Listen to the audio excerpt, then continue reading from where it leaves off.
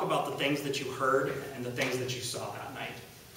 What's the first time you saw the defendant in the bar on the day of the crash that Vanessa Sullivan was killed in? I first saw the defendant at 2 o'clock in the bar. And what was he doing? He was sitting with the bartender, Jordan James, and having drinks.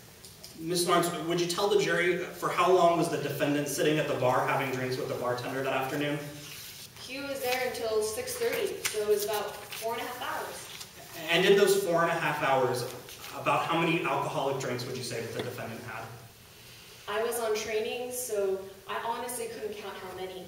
However, I did notice that he was drinking and that there were empty cups on the table.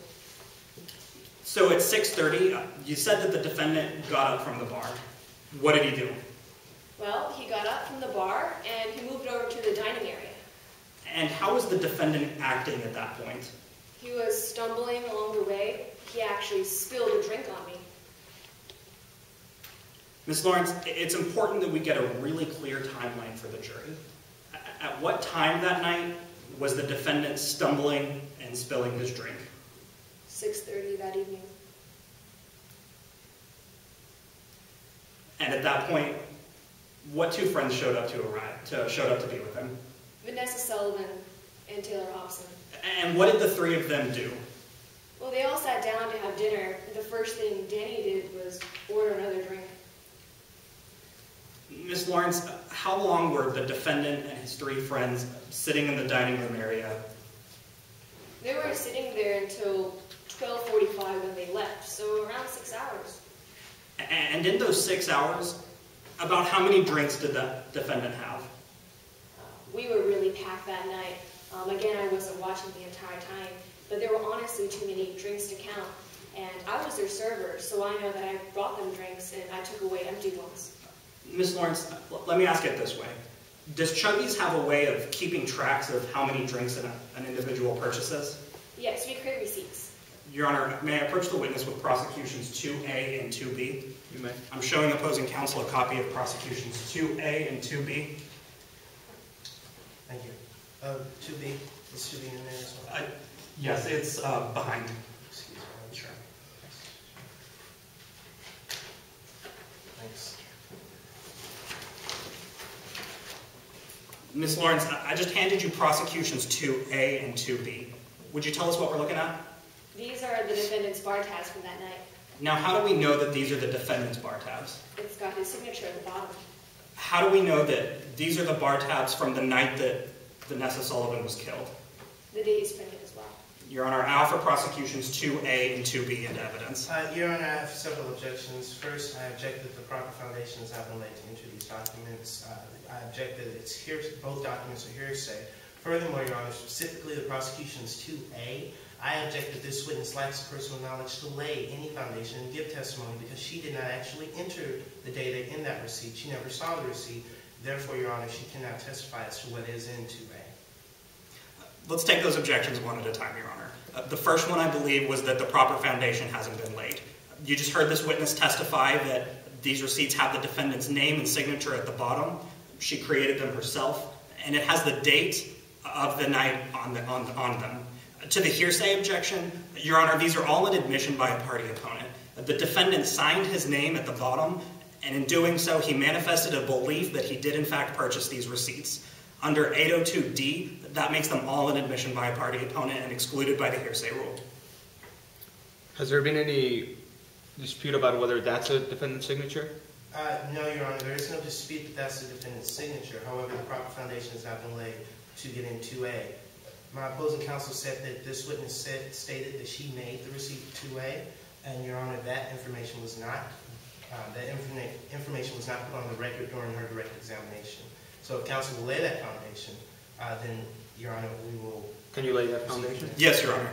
Please go ahead. Ms. Lawrence, how do you know that these receipts were made and printed for the defendant? Because I will punch in everything he's ordered that night, and at the end of the night, when he's ready to leave, I will give these receipts to him.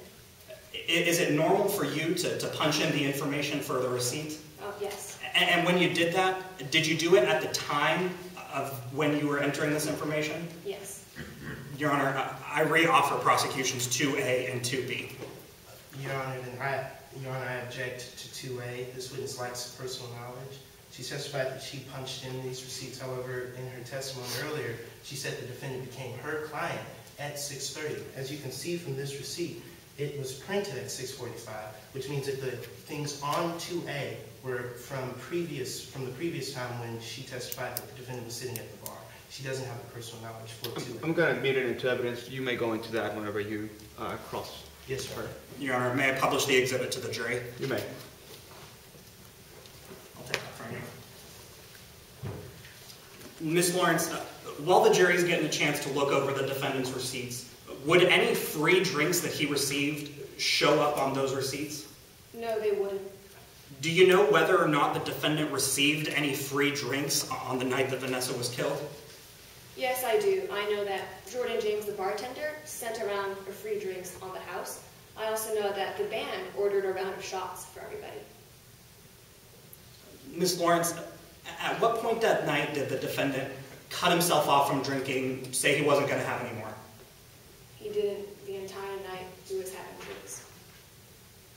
Did you ever try to stop him from drinking or cut him off? Yeah, at one point I tried to offer him some free sodas. He didn't listen to me, even after all his friends at the table switched to non-alcoholic drinks. He just kept putting them down. Who was the defendant's designated driver for that evening?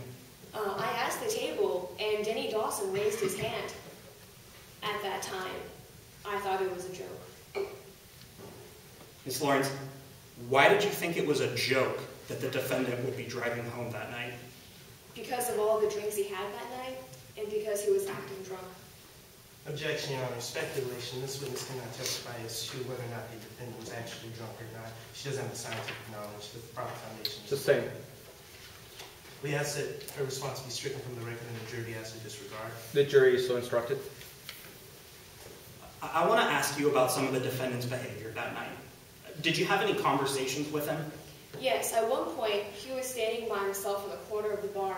I went over to go ask if he was doing okay. What did he say to you? Well, first thing he did was order tequila sunrise. After he ordered another drink, what else did he say? He said that he's never felt so buzzed before with so few drinks. He also said something about how he was imagining everything. It didn't make sense. What other conversations did you have with him? Later on that night, he approached me to ask if I had any pills to help him concentrate. Objection, Your Honor. May we constructively approach? You may. Your Honor, I object pursuant to Rule 401 as to the relevance of this line of questioning. This has nothing to do with Danny Dawson's, this has nothing to do with the charge in front of the jury. It does not go into Danny Dawson driving under the influence. It doesn't go into Danny Dawson committing the act of murder, which prosecution stated that's the charge that they're pursuing at this time. Therefore, Your Honor, this has no probative value to today's case. You're objecting specifically to which part of the statement? To the question is to Danny Dawson asked her for some pills. Your Honor, one of the elements of the burden that the prosecution has to prove is that the defendant consciously disregarded a substantial risk. The fact that he was looking for pills to try to help him concentrate on the drive home is evidence that he knew that he was not in the condition to drive. Because the state of mind of the defendant is one of our elements, the conversation that he had asking for pills to help him concentrate on the road is probative. Your Honor, furthermore, pursuant to Rule 405, this, Your Honor, is improper character evidence. It has no bearing as to a pertinent trait to the jury charge. Therefore, this is just being offered to damage the witness's, the defendant's credibility, and it has no probative value to the charge. I'm going to overrule your objections. You may continue. Ms. Lawrence, you were just telling us that the defendant asked you for pills to help him concentrate? Objection, Your Honor, that's not what the witness stated. Your Honor, I object that the counsel is asking a leading question that has testimony that wasn't offered here. Sustained. I'll rephrase. Ms. Lawrence, what did you say in response to that? Well, I said that I didn't know what he was talking about. I didn't know anything about Chuggies having pills like this. I want to jump forward and talk about what happened right before the defendant and his friends left the bar. Did the defendant have any last-minute drinks just before he left? I know that he had a shot of grain alcohol. For those of us that don't know, Ms. Lawrence, what is grain alcohol? Grain alcohol looks just like water, but it's got twice the alcohol content of a regular drink. It really burns the way down. What did you tell the defendant about that? I told him that he had a shot of grain alcohol. He didn't listen to me. He said that grain alcohol was going to help him drive. He also said that when he drove back, he was going to call the bar once he set a speed record to Vanessa's house. After the defendant told you that he planned to set a speed record on the way back to Vanessa's house, what did he do? He went outside to go drive. What did you do? I tried to stop him. I went outside after him. So what happened when you went outside to try to stop the defendant from driving home?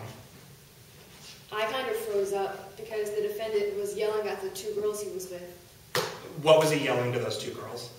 He was yelling that he was going to make Richard Petty look like he belonged in the slow lane. Ms. Lawrence, after he said that, what did he do? He got in driver's seat and drove off. I pass the witness. Cross? Yes, Your Honor, cross-examination.